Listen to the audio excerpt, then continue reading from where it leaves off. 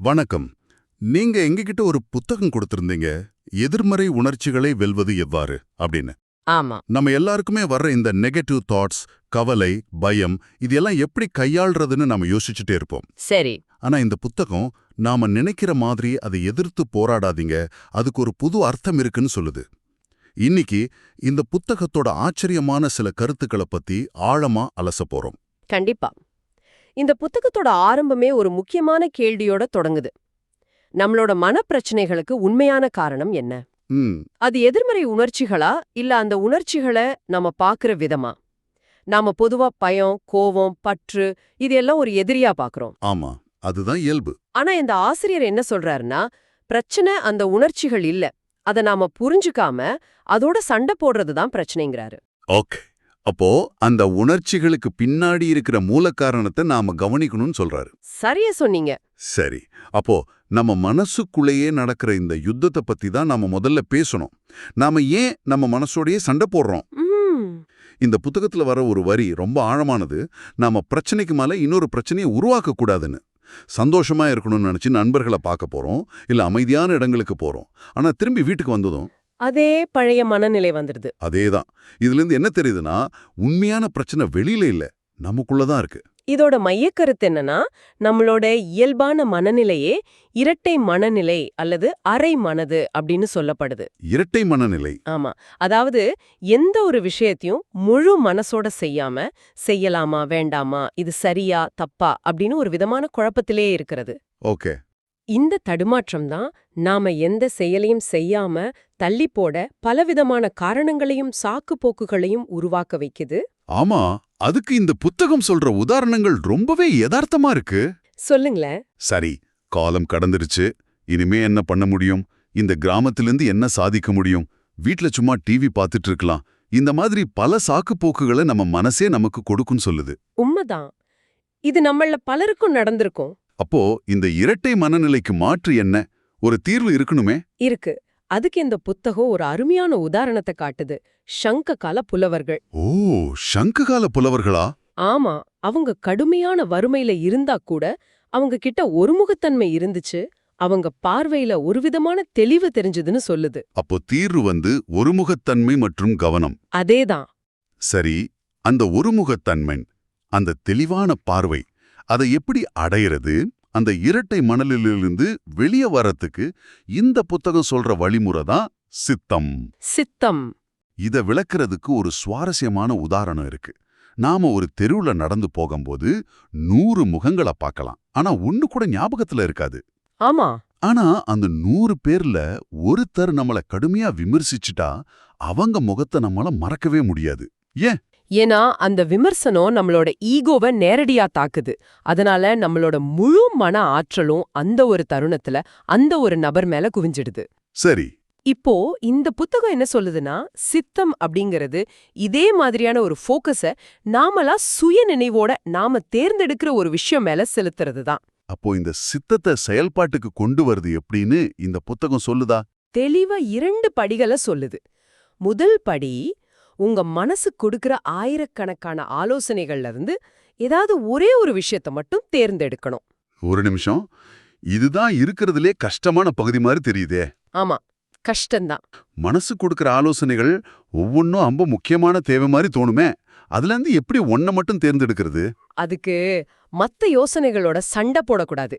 அதை எதிர்த்து போராடாம, சரி நீங்க எல்லாம் இருக்கீங்கன்னு எனக்கு தெரியுதுன்னு அதை ஏத்துக்கிட்டு அமைதியா அதை ஓரங்கட்டிட்டு உங்க ஆழமான நோக்கத்துக்கு பொருத்தமான ஒன்றை மட்டும் தேர்ந்தெடுக்கணும். ஓகே, அது முதல் படி. இரண்டாவது, அந்த ஒன்றை தேர்ந்தெடுத்த பிறகு அது எப்படி செய்யறதுன்னு மனசு பல வழிகளை காட்டும். அதுலயும் சரியான ஒரே ஒரு வழியை தேர்ந்தெடுத்து அதுக்கப்புறம் சோம்பல், சந்தேகம், பயம்னு எது வந்தாலும் அந்த வழியில உறுதியா நிக்கணும். இதுதான் சித்தம். மனக்குழப்பங்களை கடந்து ஒரு பாதையை தேர்ந்தெடுத்து அதில் பயணிக்க தேவையான மன உறுதி. சரியா சொன்னீங்க. சரி, நாம சித்தத்தை பயன்படுத்தி ஒரு பாதையை தேர்ந்தெடுத்துட்டோம். இனிமே எல்லாம் சுலபமா இருக்கும்னு நினைப்போம். ஆனா அப்பதான் பயம், பற்று மாதிரியான உணர்ச்சிகள் வரும். ஆமா. இந்த புத்தகத்துல நான் படிச்சதிலே எனக்கு ரொம்ப ஆச்சரியமா இருந்த ஒரு பகுதி இதுதான்.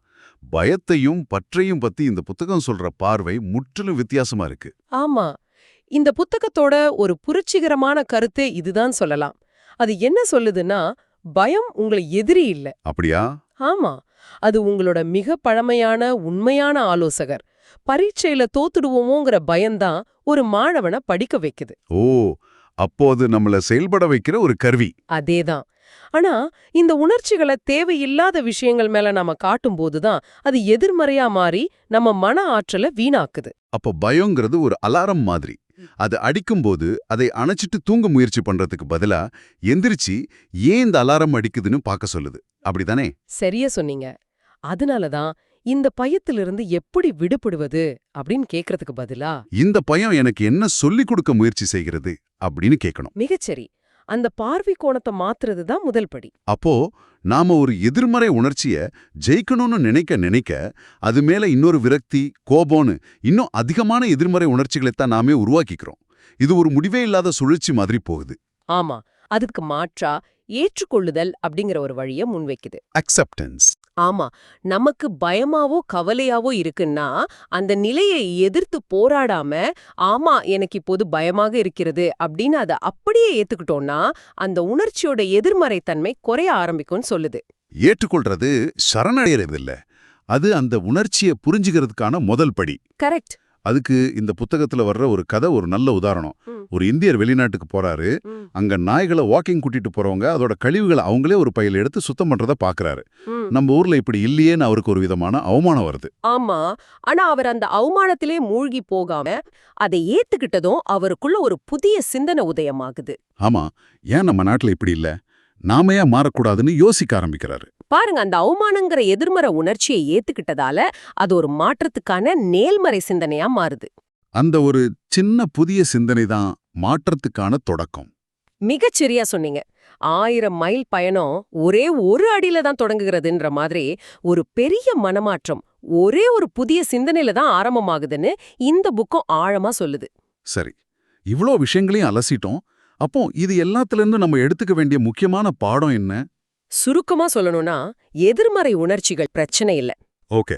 நம்மளோட இரட்டை மனநிலையும் ஒரு முடிவெடுக்க தயங்கி ஒரே இடத்துல நிக்கிறது தான் உண்மையான பிரச்சனை. மனசோட 100 ஆலோசனைகளை கேட்காம நம்ம சித்தத்தை பயன்படுத்தி ஒரு தெளிவான முடிவெடுத்து அதுல உறுதியா நிக்கிறதுதான் தீர்வு. ஆமா, அதோட இந்த புத்தகத்தோட மிக முக்கியமான புரட்சிகரமான கருத்து இதுதான். பயம், பற்று போன்ற உணர்ச்சிகளை எதிரியா பார்க்காம அதை நம்ம வளர்ச்சிக்கு தேவையான கருவிகளா, ஆலோசகர்களா பார்க்கணும். உண்மைதான். உண்மையான அறிவுங்கிறது நிறைய விஷயங்களை தெரிஞ்சுக்கிறது இல்ல. அது குழப்பங்களுக்கு நடுவுல தெளிவான உறுதியான ஒரு முடிவெடுக்கும் திறன்தான். நம்ம அறியாமையை ஏத்துக்கிட்டாலே மன அழுத்தம் குறையும்னு சொல்லுது. இந்த புத்தகம் ஒரு அருமையான வரியோட முடியுது. தேவையற்ற எதிர்மறை உணர்ச்சிகள் தேவையில்ல. ஆமா, அந்த வார்த்தை ரொம்ப முக்கியம். தேவையற்ற. நல்லா கவனிங்க. எல்லா எதிர்மறை உணர்ச்சிகளும் தேவையில்லைன்னு சொல்லல, தேவையற்றவை மட்டும்தான் தேவையில்லைன்னு சொல்லுது. அப்போ இது உங்களுக்கு ஒரு சிந்தனையை தூண்டலாம். ஆமா, பயம் பிரச்சனை இல்ல, அர்த்தமற்ற பயம்தான் பிரச்சனை. ஆமா, உங்க முன்னாடி ஒரு பஸ் வேகமா வந்தா வர்ற பயம் உபயோகமானது. ஆனா உங்க புது ஹேர் ஸ்டைலை பார்த்து ஒரு அந்நியர் என்ன நினைப்பாரோன்னு வர்ற பயம் அர்த்தமற்றது இல்லையா? சரிதான். அப்போ இந்த வாரம் உங்க வாழ்க்கையில வர்ற பயங்களை கொஞ்சம் கவனிச்சு பாருங்க. அதுல எந்த பயம் உங்களுக்கு ஒரு நல்ல ஆலோசகரா இருந்து சேவை செய்யுது? எந்த பயம் வெறும் சத்தமா இருந்து உங்க சக்தியை திருடுது?